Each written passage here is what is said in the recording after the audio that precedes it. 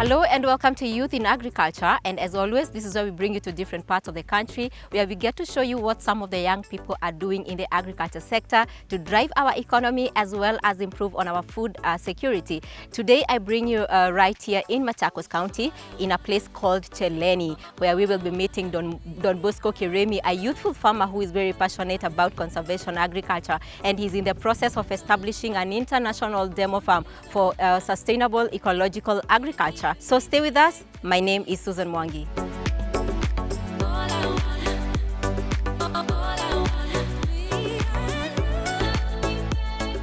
Welcome to Cheleni. I am Don Bosco Kiremi from Big Organic Farm. Big Organic Farm is an initial of Best in God. In this farm, we practice extensive and intensive sustainable ecological agriculture in an organic direction. Right here in the farm, we have all kinds of fruits, and those that we don't have, we are looking forward to integrate them because of the quality of the taste of the fruit out of the integrated flowers. My journey to farming has been an indirect journey. Started my farming from a young boy, although not with the direction and knowing that I'll end up as a farmer, but I always practiced farming, and it is something that I held close. As I grew up, I had an exposure with layering the broiler chicken.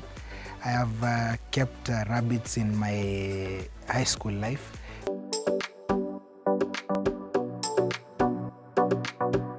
From Queen of Apostles Secondary School, I advanced to KCA University, where I studied Bachelor's of Commerce and advanced to and specialized to accounting.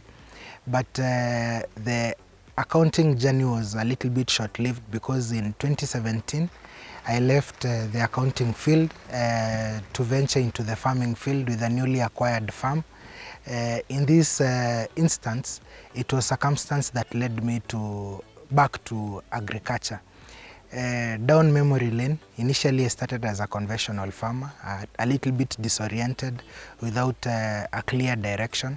Tried different perspectives of farming, and the big challenge that I'm still learning till today is that I ventured to farming, as I've mentioned, trying farming. And in farming, farmers are called out not to try but to really practice what is really needed. In the whole aspect and the journey of farming, I've had many formators.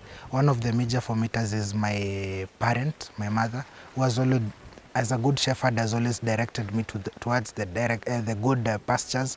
And in this direction, I stand in Cheleni, the other side of the sun, the hard sun, where crops feel the adverse heat, but it is an advantage to the same crop if well tended.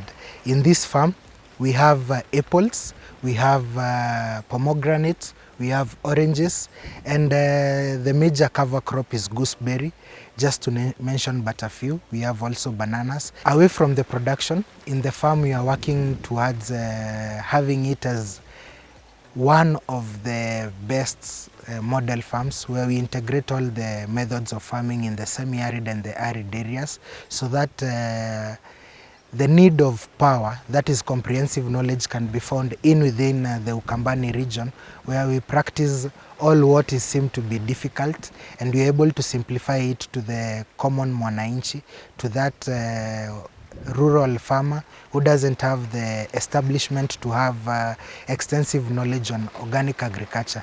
Therefore, we are headed towards an international model farm, where we'll be carrying out extensive and intensive organic research in order to better the lives of us wananchi and our future to come.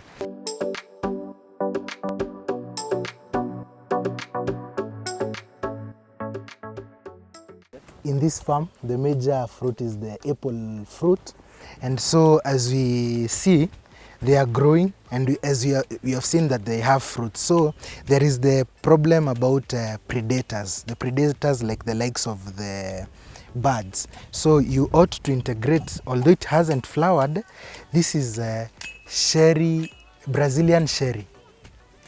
So the Brazilian cherry, the fruits have a unique color that from the color, the apple's fruit color isn't as much as attractive as the Brazilian cherry.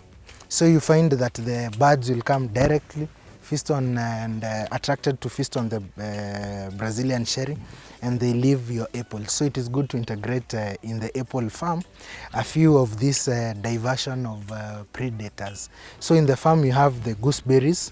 We've integrated the gooseberries as a cover crop at the basin because the area is very hot, high levels of evaporation, and so there is in the dry times you need a lot of repetition and consistency of watering.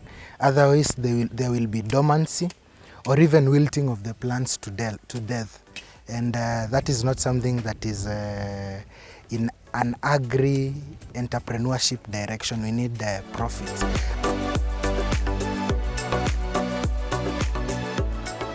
Away from there, in this area, the big problem about the heavy sunlight is because of the high levels of deforestation, because the only benefit one learns from the trees is that the trees are, the only benefit is firewood. Most of them see the dry leaves as dust and litter for their farm. So when you integrate the likes of using your trees to act as a trellis for climate fruits, like here where we are having the weeding, we have this passion fruit. I had harvested one and put in the pocket for later. Later on I enjoy the fruit. This is a yellow passion. The yellow passion has climbed on top of this acacia tree, and now the acacia tree doesn't have the only benefit as firewood, it is also giving us a support system to harvest our fruits. This fruit can be grafted to have the likes of the purple passion. In this area, we are able to learn again about weeding. In the organic direction, weeding should be done by hand and not chemicals. This is because as you are weeding by hand, we get the quality feeds, that is the grass. This is animal feed, and in the same area, you get the likes of herbal plants like the like of this Mexican marigold that is good in the production of the plant tea, which is good to keep away the pesticide.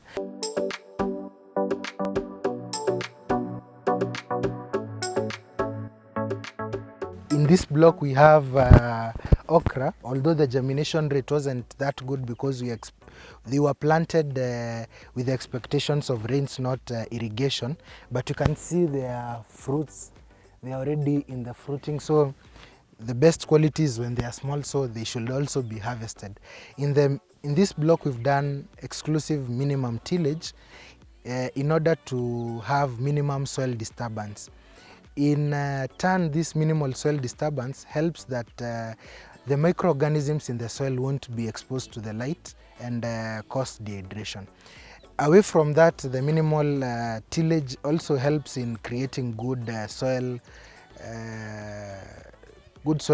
composition that also helps in boosting production in other products because the roots come looking for the aeration areas. In also this plant we have the oranges. In this case, this is the Washington Navel orange, barely 3 years and a few months, and we have already feasted on a few plants.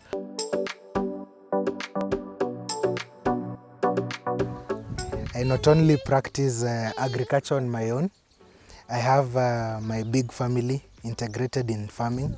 We have Mama Samuel Dere Kiremi. Samuel Dere is our son. She's Efi Wamboi Kiremi. We do farming together. We do production together, but majorly she's in charge of value addition. Endo ushike apple tree. What tree is that? Angalia kamera umwambie. Apple tree. Na ingine kubwa iko wapi apple tree? Na hii ingine iko huku. Kuna apple tree ingine kubwa. Ni ndogo. Hapana, ni refu kukuliko.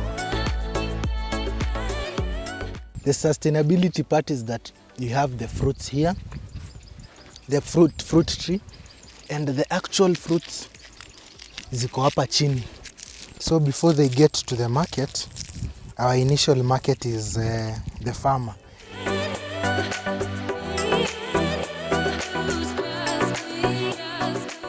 In this farm, we have a variety of passion fruits. We have the purple passion that is in the other side of the farm. We have the yellow passion that we've integrated all around the farm, because the yellow passion has best rooting system and very drought resistant, and for the diseases it hardly gets infested by diseases. The other variety is the passion banana. We have the apples, and more so for the passion, they are good for climber trees, that we reclaim the unused indigenous trees in the farm. One, to bring an additional flowers for the cross-pollination, and to have quality fruits, because we know the more the different flowers you have, the quality, the production of the honey you get from your farm.